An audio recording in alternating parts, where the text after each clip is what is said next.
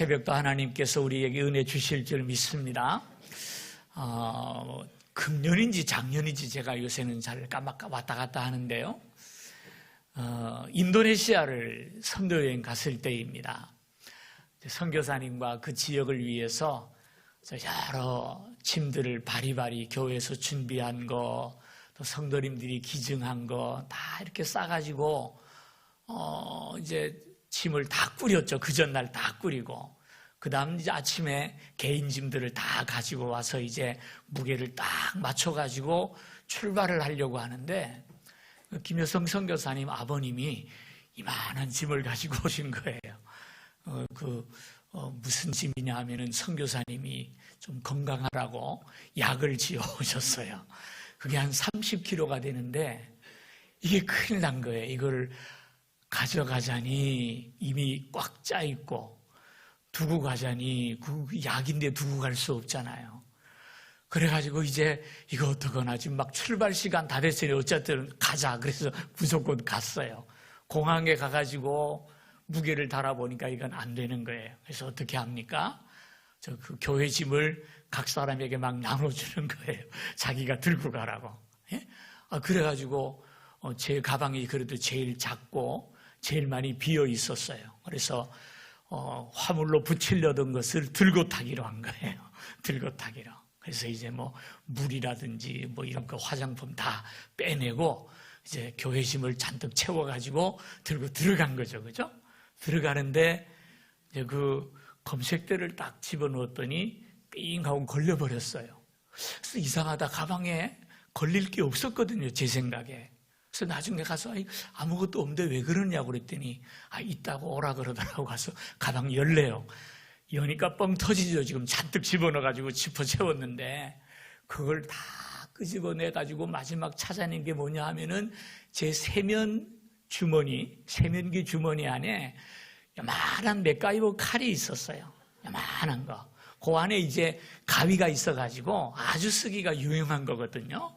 요만한 게 있었는데 뺏겼잖아요. 그러나 오장로님 보고 보상해달라 그랬는데 안 해주더라고, 아직까지도. 요만한 칼인데 그걸 찾아내더라고요. 현대 엑스레이 감식 장치가 그걸 딱 정확하게 집어내더라고요. 그래서 뺏겨가지고 다시 집을 다 써가면서 그런 생각이 들었어요. 야, 이 많은 짐 안에서 어떻게 요만한 걸 찾아내냐. 예? 사람이 만든 기계가 이 정도라면 하나님께서 우리를 보실 때 못 찾아낼 죄가 없겠구나, 그런 생각이 들더라고요. 가슴이 섬찟했습니다. 예, 인간이 만든 기계도 많은 걸 찾아낸다면 하나님께서 우리를 보실 때 우리가 아무리 숨긴들, 아무리 시침이 뗀들 못 찾아내시겠습니까? 찾아내실 거예요. 그리고 우리가 잘못된 것을 가지고 있거나 잘못된 길을 갈 때 사랑이 많으신 하나님이 그냥 놔두지 않으실 거예요. 그것을 뺏어버리든지 우리를 고쳐주든지 하시지 그냥 놔주지는 않으실 것 같다, 그런 생각을 했어요. 이제까지 우리가 배운 연단은 두 가지였죠. 첫째는 준비를 위한 연단, 두 번째는 다 잊어버렸어요, 하루 사이에. 성숙을 위한 진단. 이경자 권사님 어디 갔어요? 오늘 안 나왔나? 이렇게 느려졌어요. 네. 준비를 위한 연단과 또 두 번째 성숙을 위한 연단. 이 두 가지는 우리를 축복하기 위한 연단입니다. 더 좋은 것을 주기 위해서 우리를 성장시키기 위한 연단이에요. 이 죄와는 무관한 연단입니다. 그러나 오늘 우리가 배우려고 하는 연단은 그거와 조금 성질이 다른 거예요. 그건 뭐냐면은 우리의 죄로부터 우리를 건지기 위한 연단이에요. 잘못된 길로 가는 우리들을 바로 잡아주기 위한 연단, 그것을 성경에서는 징계라 이렇게 말을 합니다. 징계라. 우리가 살아가다 보면 잘못된 길로 나아갈 때가 종종 있어요. 나름대로 열심히 노력을 하고 이것이 하나님의 뜻이라고 생각하고 나아갔지만 그 길이 하나님 보시기에는 잘못된 길일 때가 있다는 거예요. 또는 우리가 스스로 해치는 길로 갈 때도 있어요. 그죠? 그렇잖아요. 나중에 생각하니까 아이고 내가 왜 그랬을까? 그 뭡니까? 내가 잘못된 길로 간 거란 말이에요. 자, 그럴 때 사랑의 하나님께서는 그런 우리를 그냥 보고 계시지 않으십니다. 왜? 우리를 사랑하시기 때문에 그냥 보지 아니하시고 우리의 길을 바로잡아 주시고 고쳐주시는 거예요. 예를 들어서 요나가 하나님의 명령을 받았어요. 요나야, 저 니느웨에 가서 40일 후에 회개하지 아니하면 망한다고 전하라. 그 말씀을 받았어요. 그럼 어디로 가야 됩니까? 니느웨에 가야 되잖아요. 근데 이 요나의 고집, 이 잘못된 생각, 아니 니느웨에 가가지고 그놈들 회개해서 살면 그 니느웨는 아수르의 수도고 아수르는 이스라엘과 원수 국가인데 그놈들 잘 되면 되나? 내가 이걸 전하지 않으면 40일 후에 다 망한다니까 찬스다라는 거예요. 그래서 자기 생각을 따라 애국심을 가지고 어디로 갑니까? 다시스로 도망가죠. 하나님께서 그런 요나를 놔두지 않아요. 첫째는 하나님의 뜻을 위해서 놔두지 않고 둘째는 요나를 위해서죠.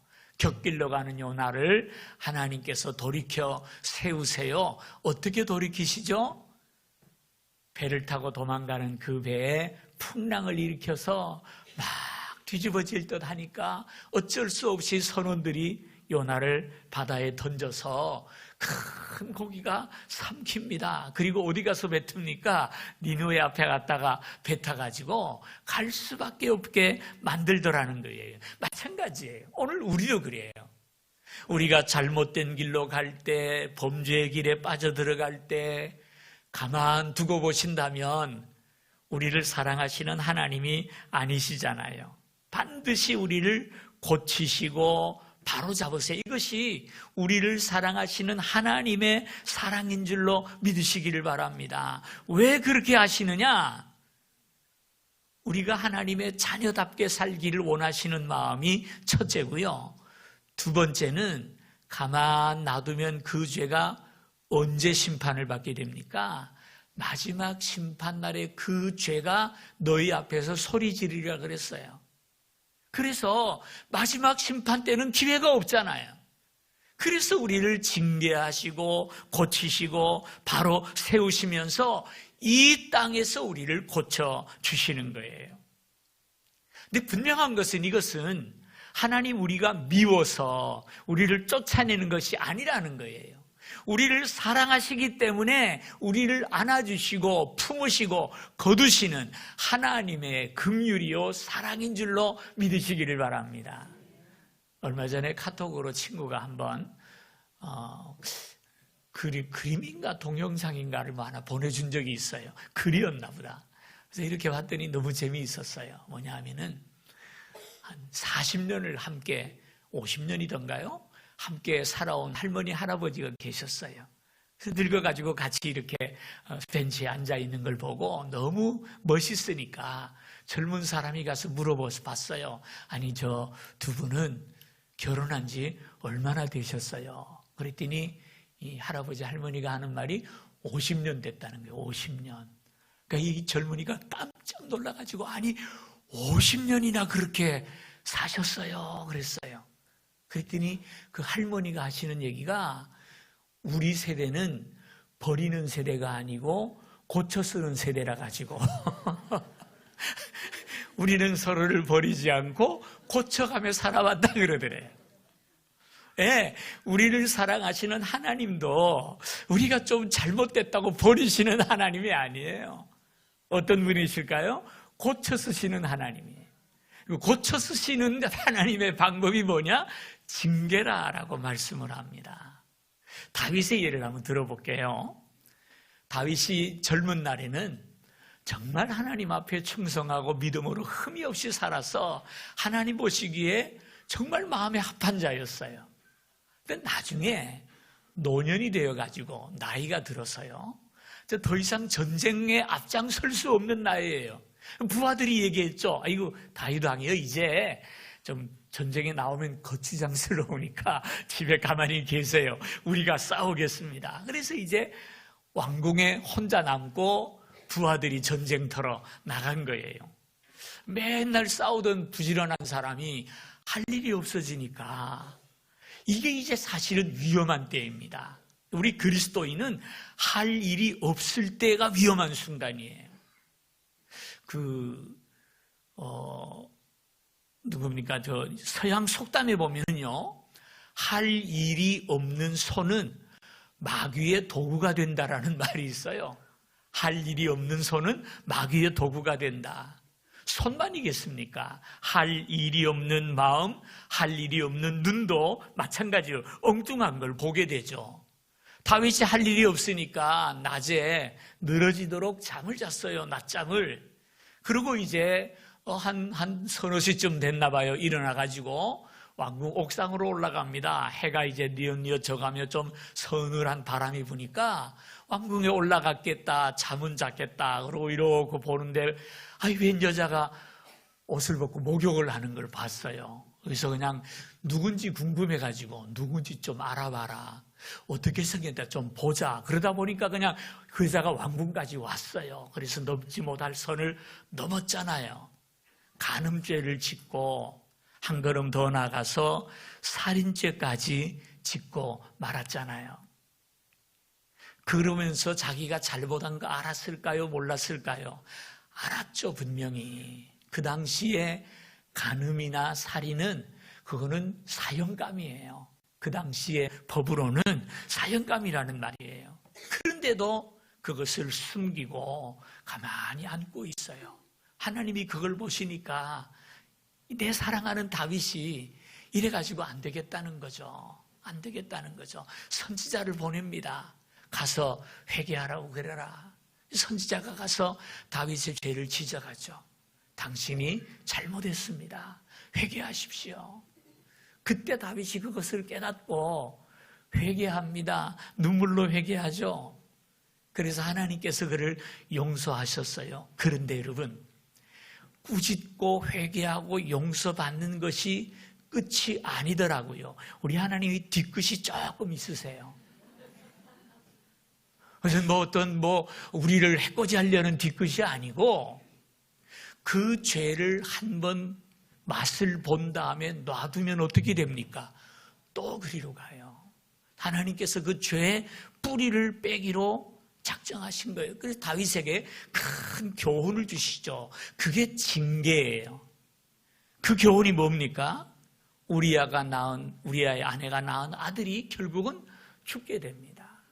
다윗이 하나님 앞에서 그 아이를 붙들고 기도하죠. 하나님, 내가 죄를 지었는데 왜 이 아이를 데려가십니까? 차라리 나를 불러가옵소서. 침상을 눈물로 적시면서 식음을 전폐하고 하나님 앞에 기도하는데 하나님께서 데려가세요. 왜?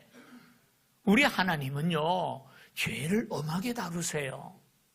그 죄가 우리를 얼마나 망가뜨리는지 하나님은 아시기 때문에 당신의 자녀들이 죄로부터 멀어지고 거룩한 삶을 살고 다시는 죄를 기웃거리지도 않을 정도로 우리를 채찍질하심으로써 깨우치시고 돌이키시는 분이 우리 하나님이신 줄로 믿습니다. 그러므로 우리에게 분별력이 필요한 것 같아요. 나에게 연단이 올 때 이것이 준비를 위한 연단이냐, 성장을 위한 연단이냐, 나에게 깨달으라고 하는 연단이냐 잘 생각해야 돼요.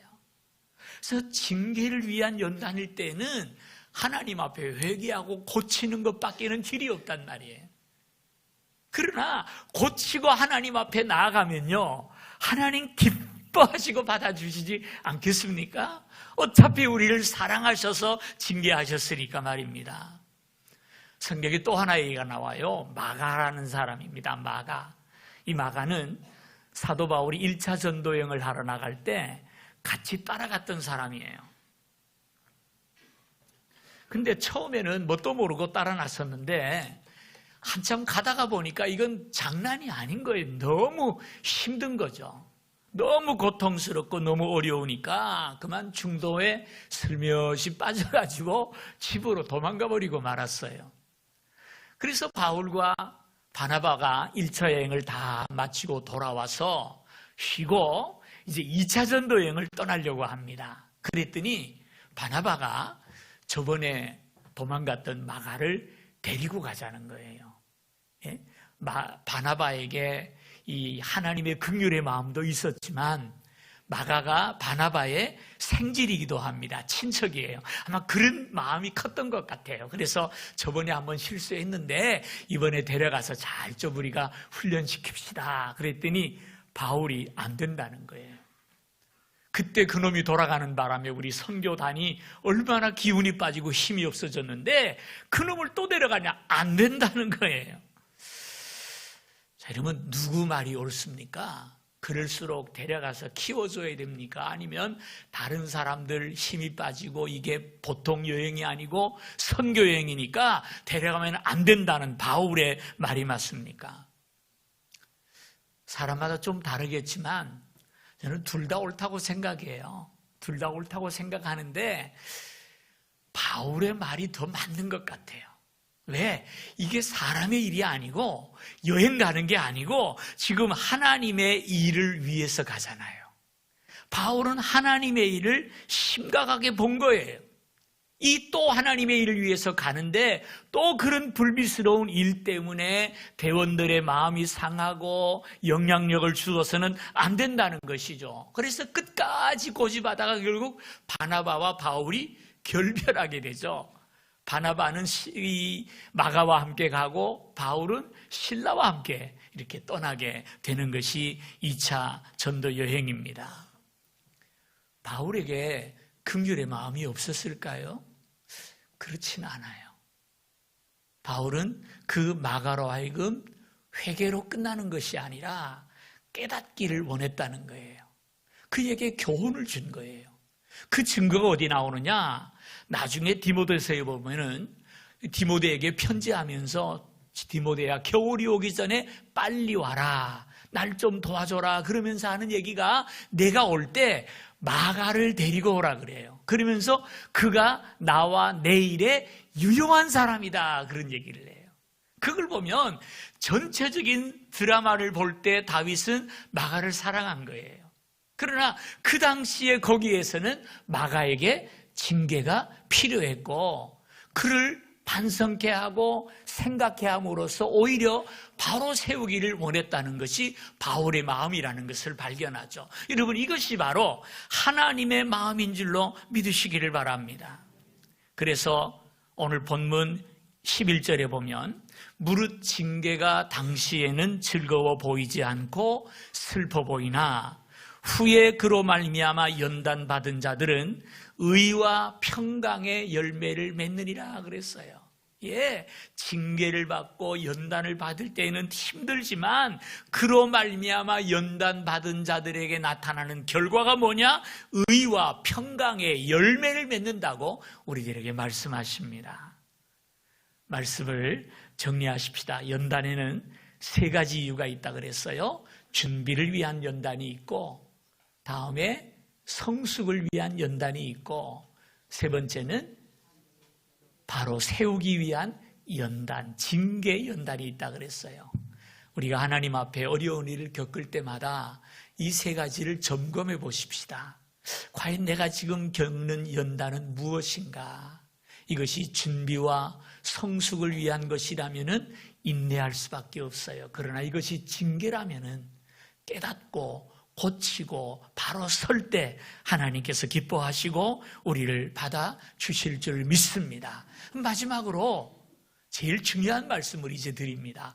어떻게 우리가 연단을 이길 수 있는가 하는 비결입니다. 4가지 말씀을 드리는데 잘 기억하세요. 첫째로 하나님께서 나를 여기에 두셨다는 믿음을 가지셔야 돼요. 왜 하나님 이런 일을 나에게 주십니까?가 아니라 하나님께서 나를 지금 여기로 인도하셨고 나를 이 자리에 있게 하신 분이 하나님이라는 사실을 고백하셔야 됩니다. 이것이 첫째예요. 왜? 하나님은 온 땅을 주관하시고 내 삶을 이끄시는 분이시잖아요. 나의 지금 이 자리도 하나님의 이끄심이라는 고백이 첫째고, 두 번째는 이곳에서도 여전히 하나님은 나를 돌보시고 함께 하신다는 믿음을 가지셔야 돼요. 내가 징계 중에 있더라도 하나님은 함께 계세요. 연단 중에 있을 때 하나님은 더 가까이 계세요. 그걸 우리가 잊지 말아야 됩니다. 어쩌면 고난은 우리를 하나님께로 이끄시는 하나님의 손길이요, 인도일 수도 있어요. 하나님과 교제하자고, 하나님과 이야기 좀 나누자고, 너무나 그동안 세상에 한눈 팔았으니까 나와 얘기 좀 하자고 우리를 불러주시는 것일 수도 있다니까요. 병원에 가서 입원한 분을 신방할 때 제가 종종 그런 얘기를 해요. 집사님, 너무 낙심하지 마세요. 집사님이 너무 열심히 그동안 사셔서 하나님께서 야, 나하고 이야기 좀 하자 불러가지고 여기 눕혀놨으니까 이거 기회다 생각하시고 하나님께 기도하세요. 기도원도 못 가는데 여기를 기도원 삼아서 하나님과 교제하면 이 입원 기간이 집사님께는 큰 축복이 될 수도 있습니다. 그런 얘기를 종종 해요. 제가 얘기해놓고 다 참 신통한 얘기예요. 맞는 말이잖아요. 세 번째는요, 하나님은 반드시 이 연단을 통해서 교훈을 주시든지 준비된 은혜를 주실 것이다 라는 거예요. 예? 하나님께서 연단을 주실 때에는 하나님의 목적이 있어요. 그것을 반드시 이루실 줄로 믿으시기를 바라고요. 그 목적은 나에게 틀림없이 선인 줄로 믿으시면 아멘 하십시다. 선이에요. 마지막 네 번째, 이 연단은 반드시 끝이 있고 그때는 하나님만 하신다라는 고백이에요. 그래서 우리가 어떤 일을 당해도 이 네 가지 고백, 하나님이 나를 이 자리로 이끄셨다, 이곳에도 하나님은 함께 하시고 나를 도우신다, 하나님이 연단을 통해 가장 좋은 것을 나에게 주실 것이다, 네 번째, 이 연단은 반드시 끝이 있다, 그때는 하나님만이 하신다 하고 인내하며, 그렇다고 누워있으라는 얘기가 아니에요. 열심히 길을 찾아 두드리고 달려가면 반드시 하나님께서 우리를 영광의 길로 인도하시고 우리를 통해서 영광을 받으실 줄로 믿습니다. 우리 함께 머리를 숙여서 눈을 감고 기도하십시다. 하나님은 지금도 우리를 연단하세요. 연단 중에 있는 성도님 믿습니까? 하나님을 믿으십시오. 인내하심으로 최선의 길을 다름질하며 달려가십시오. 하나님께서 반드시 연단을 통해 우리를 정금같이 나오도록 이끌어 주실 줄 믿습니다. 바르게 세우기 위한 연단 중입니까? 징계 중에 있는 분이 있습니까? 돌이키셔야 돼요. 고치셔야 돼요. 하나님께로 나아갈 때 하나님께서는 기뻐하시고 우리를 받아주실 줄 믿습니다. 하나님, 내가 지금 어떤 상황입니까? 눈을 열어보게 하여 주시옵소서. 눈을 떠서 깨닫게 하여 주시옵시고 주여 이길 힘을 허락하여 주시기를 원합니다. 기도하십시다. 우리 수험생들 참 고생 많이 하는데요, 지금의 연단이 성숙의 기회가 되게 하여 주옵소서. 준비된 주님의 복을 누리는 저들이 되게 하여 주옵소서. 시험이 내일입니다. 오늘 예비 소집인데요, 저들을 지혜롭게 하시고 능력으로 함께하여 주옵시고 크신 은혜를 덧입혀 주시기를 원합니다. 우리 수험생을 위해서 다 같이 통성으로 기도하시겠습니다.